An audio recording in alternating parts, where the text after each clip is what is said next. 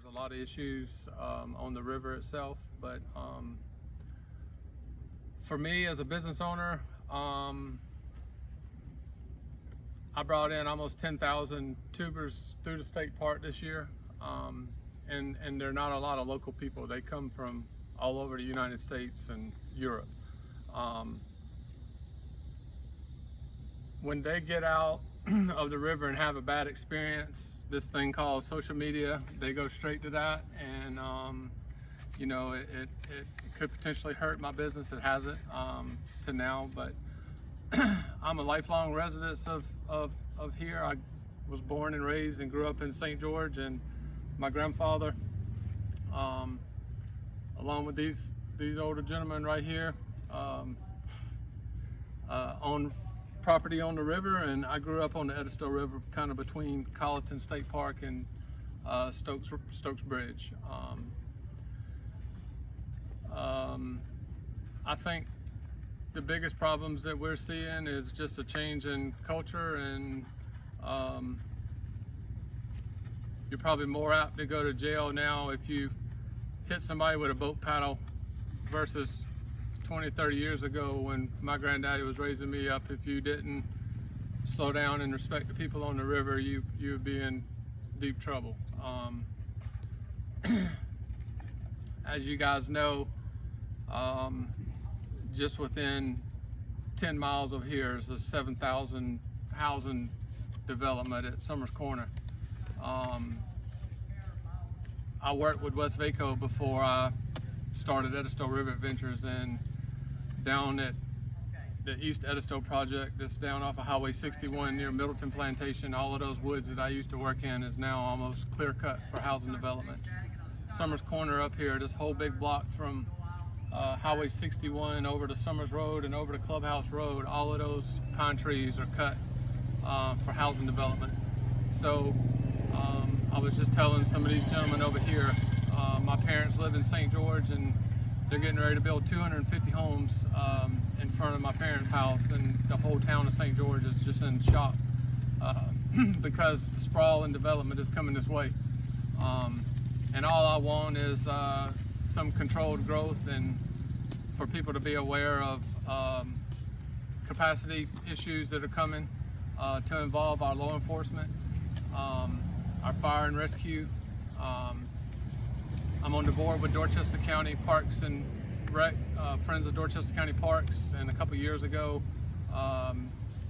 the park director at the time secured about $150,000 in an accommodations tax grant, and that money is being used today still to pay Dorchester County Fire and Rescue and Dorchester County Sheriff's Office time and a half to be out and patrol the river in an effort to kind of have some law enforcement,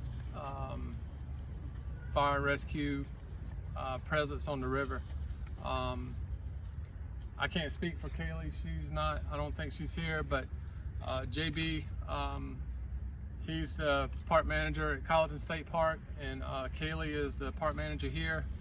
Our state parks,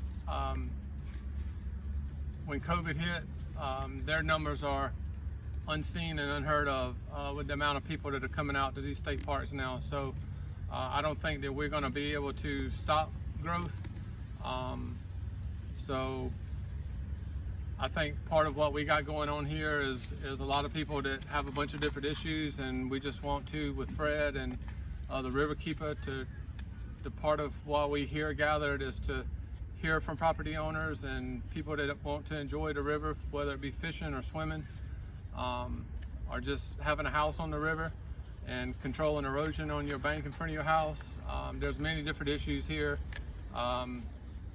that could use attention or need attention. These guys here to my left, this is Justin Deloach and Tanner Riley. They're both DNR officers. For Tanner is in Dorchester County, Justin is in Colleton County. The problem that we have with these guys is there's only 6 or 7 for both counties.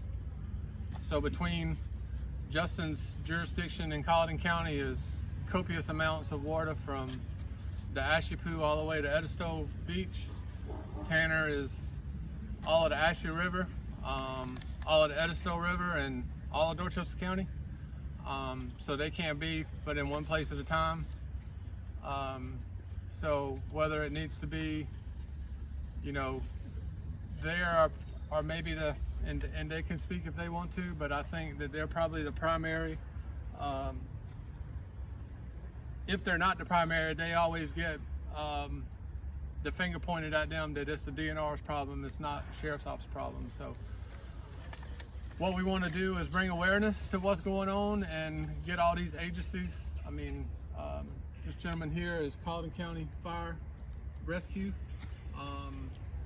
I've never met you before, so I don't know your name. Sorry about that. But obviously, we're on the Dorchester County side of the river, and right over there is Colleton County. So, old fairy tale that people think that they own property to the middle of the river is misconstrued. Property owners own to the high water mark of their property. So when the river's low, they might have from here to the wood line in front of their property that's no water, but it's actually not their property. There's a learning curve probably involved in it, and I would love for Dorchester and Colleton County to come together. I mean, where else can you think of that you're at any event, festival, anything, from this parking lot right here where you see all these picnic tables on a busy Saturday? There could easily be 300 people in this area right here grilling and cooking, and down that ramp right there to the river, there could be 200 to 300 people out there swimming. When the river's at 2 or 3 foot in the summertime, just to get waist deep in the river, you got to travel all the way across the river almost to the other side. So if you cross that bridge out there on 61 and look back up river, you can see 50, 75, 100 people just scattered out throughout the river. And you have boat traffic coming through, and a lot of people don't know how to operate a boat. So that's an issue. But what I was getting at is, from here down to Meservey Landing, which is by road about a 5-8 minute drive, a lot of these tubers have been tubing on this section of river from here to Meservey for 100 years. They park here, they get in the river here, they shuttle a car down to Meservey, and then they come back and then they float. So on a busy Saturday, if I'm doing 400 tubes, there's at least that many or more. I'm probably not at a third of the capacity of what's tubing on their own in the general public. You could have an easy 1,000 people on this stretch of river from here to Meservey Boat Landing with little to no law enforcement presence, because these guys might have to be somewhere else.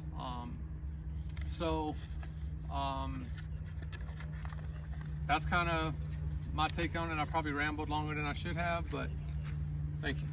All right. So I'm going to come back and maybe talk to our enforcement guys after we've heard from everybody. So if there's anything anybody says y'all might want to respond to, we can do that then. All right. So I'm just going to work my way around and see who wants to add anything. I know you had said you wanted to address some issues. Can yes. I? Yes. You can stay seated, Okay, unless you want to stand up. No, I don't stand too. I sit a lot better than I stand. All right. If you would start out by just telling me your name and. My name is Albert Jacobs. This is my wife, Jennifer. We're about 4 miles downriver from where we are now.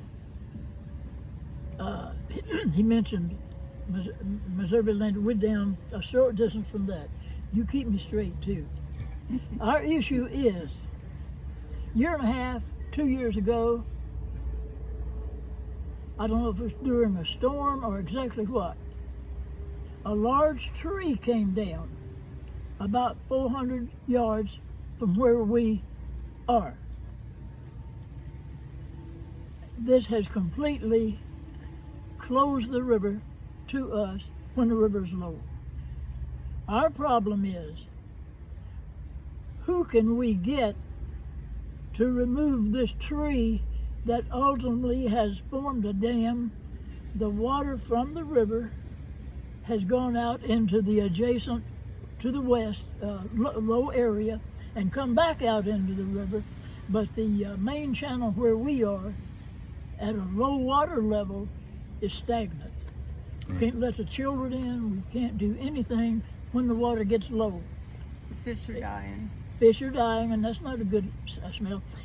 And we're convinced, since this tree came into the river makes about a 65-degree left turn, and it's fairly narrow. So the tree has completely obscured the flow. And as time has gone by, sand, instead of a sandbar, it's collected in that tree area, and water is going away from the river channel. That has taken the river flow away from us, and Right. it's not only unsanitary, unhealthy, but if we could find someone who to address our problems to, I'm sure some agency could clear out the tree and let the river flow as it once did. Now, for those folks that want to listen, our place is about, like I say, about 4 miles down the river from here. Running Water Drive runs off of Old Beach Hill Road about 3 miles back to the river. Now that's where we are, and that's our issue, really, isn't it? And I might add, we have had a lovely time, she and I, me and her, sitting out on the dock, watching floaters, asking where they're from and all that. You folks may be amazed where some of these people come from. I can mention Pennsylvania, Ohio, Iowa. We get a kick out of just finding out, why you here. What. One of the most enjoyable ones was that couple from Iowa, remember? A young couple, both in their kayaks, going down, asking where they're from. How did you find out about this? Hey, the Edisto River is well known in those areas that people want to seek out rafting or tubing or whatever. We've had some lovely conversations with tubers, and we have helped a few people in little problems, Yeah. but getting back to the boat landing Sure. primarily. But anyhow, that's our issue, is if we can get this tree removed that is impeding the river flow, that's our issue. That's why we're here. All right. I appreciate that. If anybody's got any questions, I'll be sure to ask my wife to answer them for you. Perfect. That's all I have to say.